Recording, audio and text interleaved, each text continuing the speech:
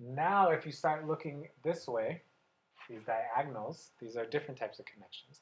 This is called the controlling cycle. Where do we want to start? Let's start with wood again. That's a good place to start. So the wood element controls earth. What that means is that the wood element will keep the earth from getting too big and out of control. Again, the whole purpose of this is balance. We have to generate and create each other, but then we have to make sure things aren't getting too big and out of control.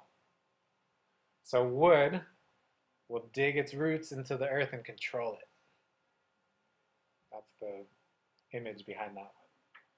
Then the earth will control water. The way I think about this is that earth will soak up the water and keep it under check. Right?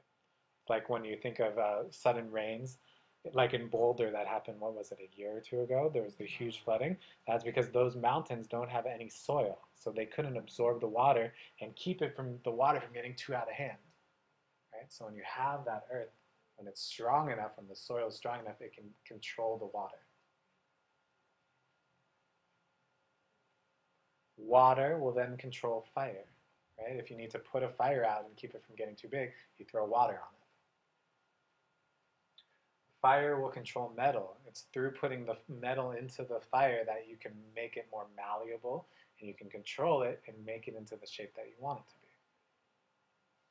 And then metal controls wood in the sense that you need metal to chop down a tree.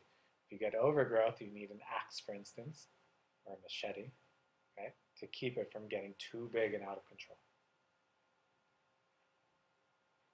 Is that clear? What was the first cycle going on? Generating. And this is the controlling.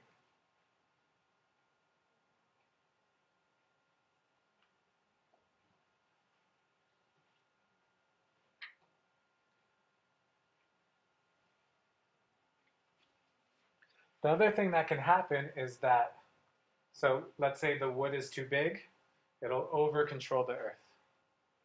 Okay, so if this gets too big, it will attack the earth and hurt it.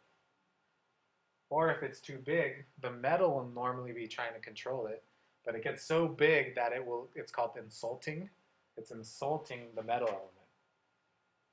So if this gets too big, then the element that controls it won't be strong enough to control it anymore. So if we're talking from the point of view of wood, you can say wood is the child, its mother is water, and then its grandmother would be metal, moving further along that circle. It's the grandmother that controls, always. Grandmother always controls the element.